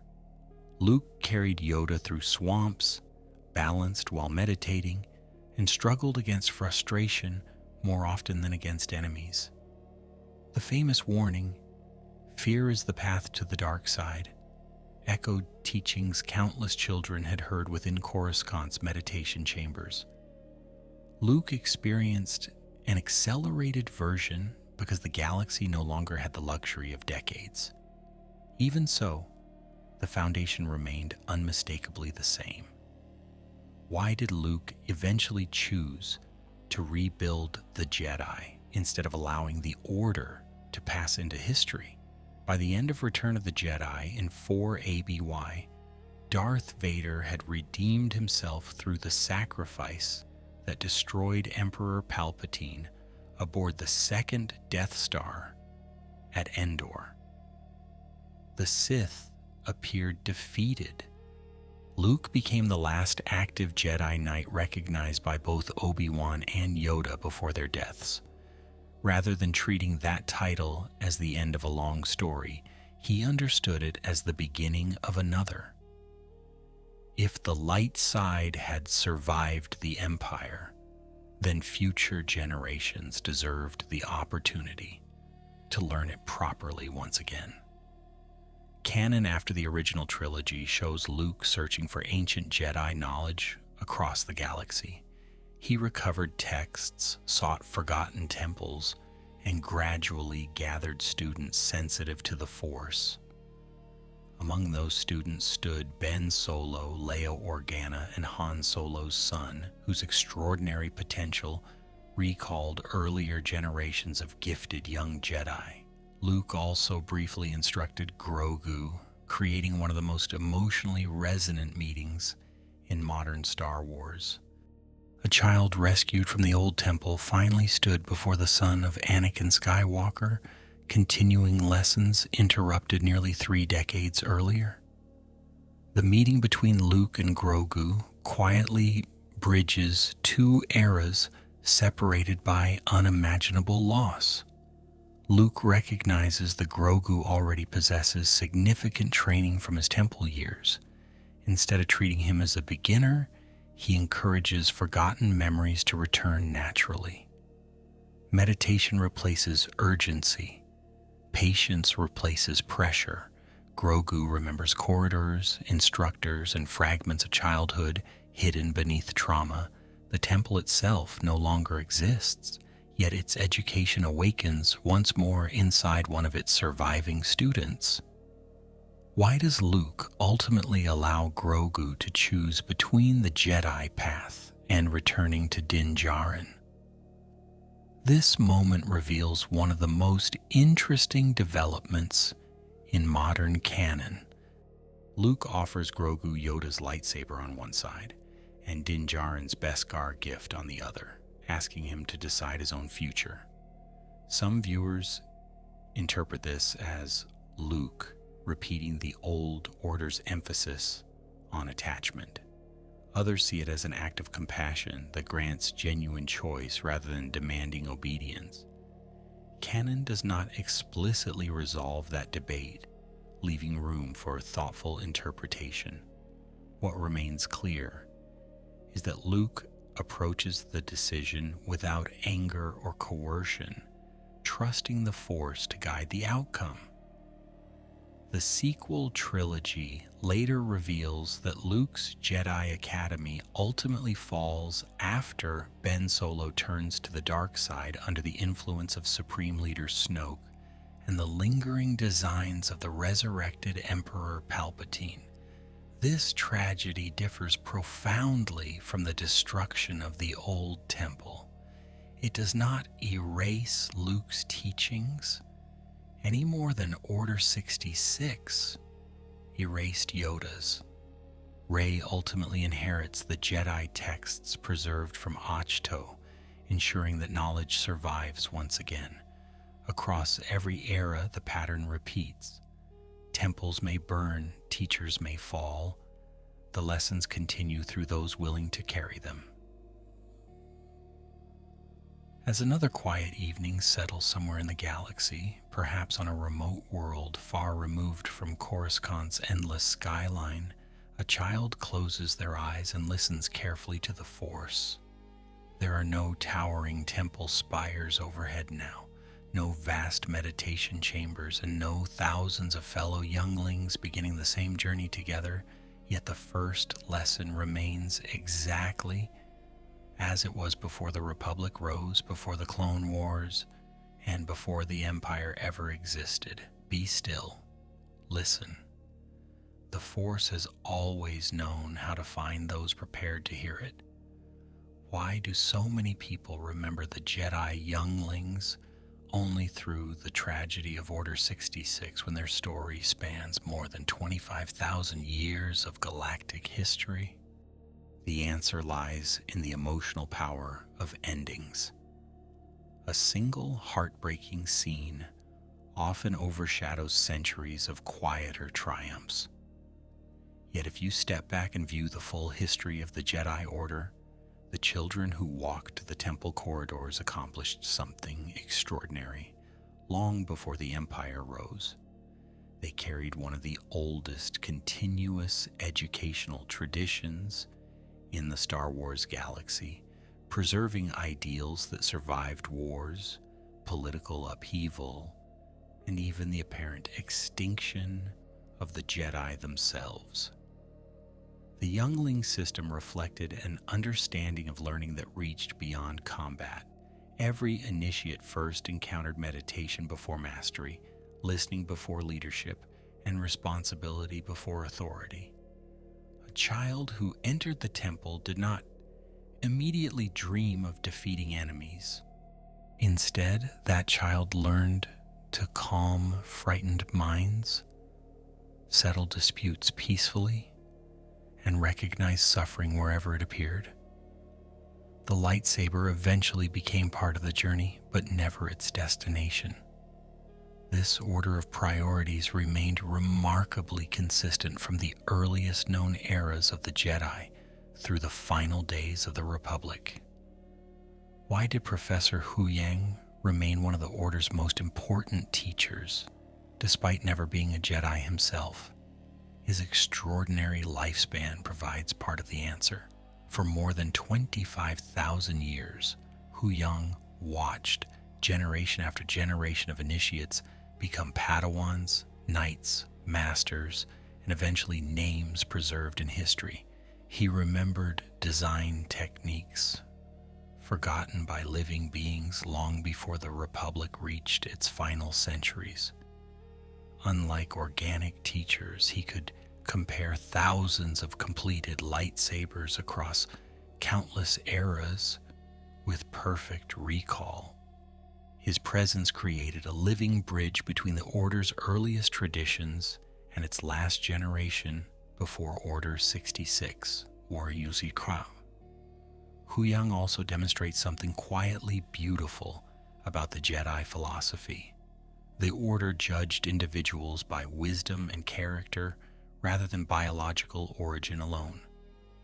A droid incapable of using the Force nevertheless became indispensable because of knowledge, patience, and devotion to service. Children trusted him despite his mechanical voice because they recognized genuine care beneath precise instruction. Every carefully measured correction he offered during lightsaber construction represented another act of stewardship. He never wielded the completed weapon as a Jedi Knight, yet he helped shape thousands who would. Why did the temple itself become such a powerful symbol throughout Star Wars? Architecture alone cannot explain its influence. The 5 towering spires overlooking Coruscant represented continuity. Inside those walls, generations separated by centuries repeated familiar rituals. Morning meditation, quiet study, first lessons with training remotes, careful construction of lightsabers, and eventually the emotional moment when a master invited a youngling to become a Padawan. Every corridor accumulated invisible echoes of those lives. Even after the building became the Imperial Palace, the memory of what it had once contained remained impossible to erase completely. There is another quiet irony hidden within that transformation. Emperor Palpatine chose to rule from the former Jedi Temple because conquest often seeks symbolic victories as much as practical ones. By occupying the Order's ancient home, he attempted to proclaim that the Sith had replaced the Jedi permanently. Yet stone alone cannot inherit purpose. Meditation halls, converted into imperial chambers, no longer served the ideals that originally shaped them. The building endured, but its spirit traveled elsewhere with those who had escaped. In time, Luke, Ahsoka, Grogu, and others carried more of the temple's true legacy than its abandoned walls ever could. Canon also leaves several intriguing mysteries surrounding Jedi Younglings unresolved. We still know relatively little about temple life during many earlier millennia before the High Republic. The The exact origins of certain educational traditions remain uncertain. How did the earliest Jedi discover Ilum's crystal caves? Which master first organized children into clans? Were some rituals inherited from even older Force traditions, predating the Republic itself? Current canon remains silent on many of these questions, inviting careful speculation without contradicting established history. Legends once explored some of these distant eras in greater detail, describing ancient Jedi academies, forgotten teachers, and alternative traditions that no longer belong to current continuity. Those stories remain fascinating as imaginative expansions of the Star Wars universe, but modern canon follows a different path. Where both versions differ, the films, television series, and current publishing program take precedence. Even so, one idea appears consistently across both continuities: the belief that wisdom grows slowly through disciplined instruction rather than sudden power. That shared theme has survived every revision of the mythology. Why does the story of the Younglings continue to resonate so deeply with audiences decades after the original films? Because childhood reveals what an institution values most clearly. Watching experienced Jedi fight brilliant lightsaber duels is inspiring. Watching them patiently teach frightened children reveals who they truly are. Yoda kneeling to encourage a nervous initiate, Professor Huyang calmly correcting a misplaced component, Obi-Wan lowering Luke's blast shield aboard the Millennium Falcon. These moments possess a gentler kind of heroism. They remind you that civilizations are sustained not only by victories in battle, but by quiet mornings spent preparing the next generation. There is also a deeper lesson hidden beneath the history itself. The Sith consistently seek immediate power, rapid control, and decisive domination. The Jedi, despite all their imperfections, invest decades in education before granting full responsibility. Every youngling represents an act of faith in a future the teacher may never personally witness. A master spends years preparing an apprentice who will eventually surpass them and continue serving after they are gone. Such patience rarely attracts headlines inside the Republic, yet it explains why the Jedi endured for millennia before the Empire briefly interrupted their story. Imagine once more the temple before dawn. The city of Coruscant still glitters beneath towering sky lanes while soft footsteps echo across polished stone floors. Somewhere, a tiny training remote awakens with a familiar electronic chirp. Somewhere else, an instructor quietly arranges meditation cushions before children begin arriving. None of them know which student will become a legendary master or which quiet lesson will shape the future of the galaxy. They simply begin another day, trusting that every act of patient teaching sends a small current into the Force that will continue flowing long after both teacher and student have become part of history.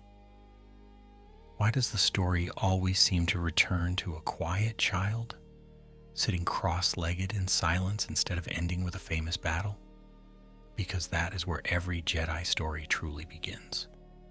Before the Battle of Naboo, before Geonosis, before the duel over Mustafar, before Luke Skywalker stood against Darth Vader aboard the second Death Star, there was always a first lesson. Someone taught a child to breathe slowly. Someone demonstrated patience instead of anger. Someone explained that the Force belonged to all living things rather than to those who sought power over them. The greatest victories of the Jedi were planted in moments so small that history almost forgot to record them. If you follow the line of teachers backward, it stretches farther than almost any institution in the galaxy. Luke Skywalker learned from Yoda and Obi-Wan Kenobi. Obi-Wan learned from Qui-Gon Jinn. Qui-Gon learned from Count Dooku before Dooku's fall to the dark side. Dooku learned from Yoda. Yoda himself instructed generations so numerous that even the oldest records cannot name them all. Behind Yoda stood masters now lost to history, each passing forward the same essential lessons until the chain reached back more than 25,000 years to the earliest days of the Jedi Order. Why did those lessons survive despite repeated catastrophes that destroyed temples, libraries, and governments? The answer lies in the unusual nature of Jedi knowledge. Much of it was written inside the archives on Coruscant, preserved within holocrons or recorded in ancient texts, later recovered by Luke Skywalker from Ahch-To. Yet the most important teachings were never confined to books. They lived in habits. A master demonstrating calm under pressure taught more than any written page. A youngling learning to comfort another frightened child understood compassion more deeply than any formal lecture could explain. Living example proves stronger than surviving parchment. The Jedi Code itself reveals this emphasis. There is no emotion, there is peace. There is no ignorance, there is knowledge. There is no passion, there is serenity. There is no chaos, there is harmony. There is no death, there is the Force. Modern readers sometimes debate the meaning of these words, arguing whether the Jedi interpreted them too rigidly during the Republic's final years. That discussion remains worthwhile because canon itself presents thoughtful criticism of the late order through characters such as Ahsoka Tano and Luke Skywalker. Yet regardless of interpretation, every youngling encountered these lines, not as commands to suppress feeling, but as aspirations toward inner balance. Why did the late Republic's Jedi ultimately fail despite educating generations of wise and compassionate children? Canon offers no single answer, and that complexity gives the story much of its enduring power. Darth Sidious orchestrated an extraordinary conspiracy, spanning decades, manipulating both the Republic and the Separatists while remaining hidden behind the office of Supreme Chancellor. The Jedi became increasingly entangled in politics and warfare, accepting responsibilities that slowly pulled them away from their original role as impartial guardians of peace. At the same time, many of their virtues remained genuine. Compassion, sacrifice, humility, and service never disappeared from the Order. Their downfall came not because they embraced evil, but because they faced an enemy who understood their strengths almost as well as their weaknesses. This complexity explains why later generations approached Jedi tradition differently. Ahsoka Tano continued living according to many Jedi values after leaving the Order itself. Luke Skywalker sought to preserve ancient wisdom, while also questioning the mistakes that contributed to the Republic's collapse. Rey inherited both the sacred Jedi texts and the responsibility of deciding how future generations might learn from history rather than merely repeat it. Canon intentionally leaves much of that future unwritten. The story remains open because every new generation must decide what deserves to be carried forward. There are, of course, questions that Star Wars has not yet answered. Will Grogu eventually train new Force-sensitive children after the era of the New Republic? Will Rey establish a school resembling the old temple on Coruscant? Or will she create something entirely different? Could Professor Huyang once again oversee the construction of lightsabers for another generation of initiates, just as he did across 25 millennia? These remain open mysteries within current canon. They invite curiosity without requiring invented certainty. Even the old temple itself continues to occupy a strange place in galactic memory. The five spires still rise above Coruscant, though under vastly different rulers than the Jedi ever imagined. Citizens passing beneath them during the Imperial era likely saw only another government building. Few could have guessed that within those same walls, children once practiced balancing stones through the Force, listened to Yoda's gentle instruction, or nervously prepared for the journey to Ilum. Places remember more than governments do. Stone outlives politics, quietly holding echoes that later generations may never fully hear. As you look back across this long history, one pattern quietly repeats. Every era believed its children represented hope. The High Republic entrusted younglings with an optimistic vision of exploration and service. The Final Republic raised them amid gathering uncertainty, yet still taught compassion before combat. The survivors of Order 66 carried fragments of those lessons into hiding. Luke revived them aboard a freighter inside the swamps of Dagobah, and later through his own students. Across triumph and disaster alike, education remained an act of faith that tomorrow deserved careful preparation. Now the great temple returns in your imagination, just as it appeared at the beginning of our journey. Night has settled over Coruscant, and the endless rivers of traffic still shimmer beneath towering skylanes.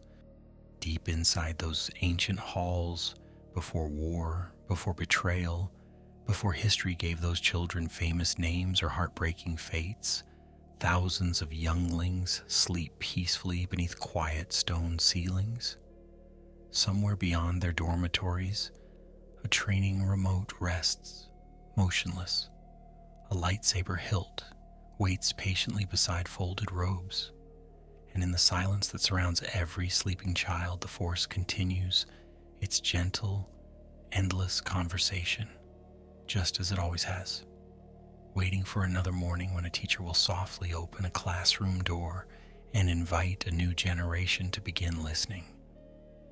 If there is one lesson that quietly emerges from the lives of the Jedi Younglings, it is that the Jedi Order was never truly built upon lightsabers. The glowing blade became its most recognizable symbol, yet it always arrived late in the journey. Long before a child learned to defend against a blaster bolt or negotiate peace between rival worlds, that child learned to become still. The Order believed that every great decision began in silence rather than action, and every generation repeated that belief with remarkable consistency across thousands of years. Even when history judged the Jedi harshly for certain choices, those first lessons remained sincere attempts to teach children that strength without compassion ultimately becomes another form of fear. You may also notice that the Force itself seems to favor teachers more than conquerors. The Sith repeatedly sought victory through domination, secrecy, and immediate control, building empires that appeared unstoppable for a time before collapsing beneath the weight of their own hunger. The Jedi chose a slower path that often looked fragile by comparison. They invested decades in children who might not become knights for many years, trusting that wisdom grows at its own pace. That patience could not prevent every tragedy.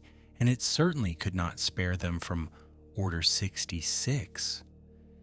Yet it allowed their ideals to survive even after their institutions fell. Empires measured success in conquered worlds, while the Jedi measured it in lives prepared to carry hope forward. That is why the destruction of the temple was never the true ending of this story.